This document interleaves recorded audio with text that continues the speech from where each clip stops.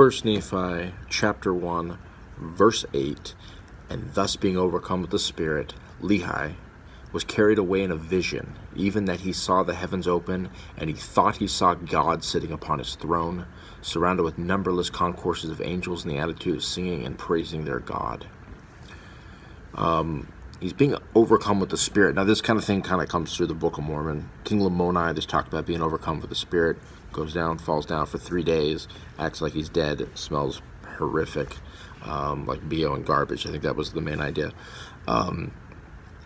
He's overcome by it. His father's overcome by the Spirit at one point, by him as well. It's not exactly the same thing, but I think Alma the Younger, he gets like so taken back by the angel. His more seems to be scared, but he also seems to pass out for a while. People being overcome, this massive thing. This is not really, this is in the Book of Mormon, but I definitely wouldn't say this is part of LDS culture per se. It fits more a lot of times when we think of a lot of times Pentecostal culture, the whole being slain in the Spirit and falling over.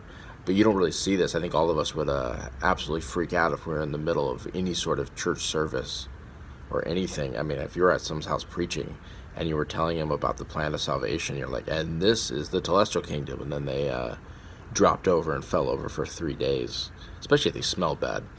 A lot of us would be very taken back. There's things in the Book of Mormon in general which I think don't fit a lot of times in our LDS culture, how we look at it, whether right or wrong. But they don't really fit into how we do a lot of things. Not saying that we should be doing these sort of things, but that these things have happened. And a lot of times we read them like, well, yeah, he fell over, as if that's, like that happens all the time to us in church, right? Now, Alma the Younger, like I mentioned before, he kind of does something similar, but he actually borrows Lehi's words, right? When he writes his conversion experience in Alma 36:22, he also writes how he thought me saw God sitting upon his throne, surrounded by numberless concourses of angels in the attitude of singing and praising their God, if I could read correctly. Sorry, I'm overcome by the Spirit. Alma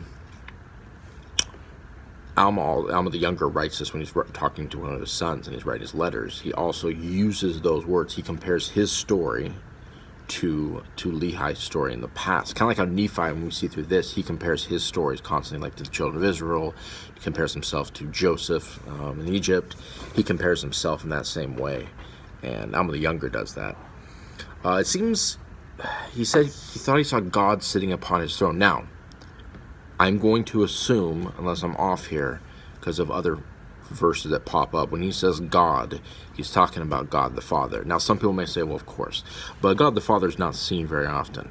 Okay, first vision, God the Father showing up in general is a rare experience. When it says God, mostly we talk about in the Old Testament, most of the time it seems we're talking about Christ. It's him appearing. But I think with the upcoming verses, we have to be able to look at this and think that most likely what he's seeing here, and it makes it a very big deal, that he is actually seeing the Father here. Not that he won't see Christ, but he sees the Father in his prophetic call. That is a rare occurrence mentioned in the scriptures. When the fall seemed to come, it's when it separated us at the Garden of Eden, when Adam and Eve are tossed out. It separates us from God, and so Christ seems to take over at that point, and God the Father very rarely ever shows up. So, but for modern day revelation, we know that angels, as it talked about, these surrounding numberless concourses of angels in the attitude of singing and praising their God. Hopefully these people are ones that just are people that like singing. I don't, I'll play guitar, maybe make a fat beat while I praise, but I don't know about singing all the time. I'm not sure if I think you get tired, but I don't know, maybe you do. Maybe you just love singing all the time. But we know the angels, the top of these angels that they would have seen, most likely, unless there's some kind of rare thing, we don't know everything, see through a glass darkly. We know from like Doctrine and Covenants and stuff, these sort of things, Joseph Smith, that if there's an angel, they either have lived on this earth or they will live on this earth, right? Noah's Gabriel, Adam is Michael.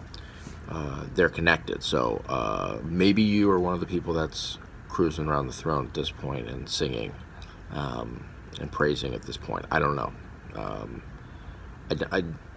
We don't know who they were exactly, obviously, but they're obviously pretty good angels, though. And I think that's it. Torn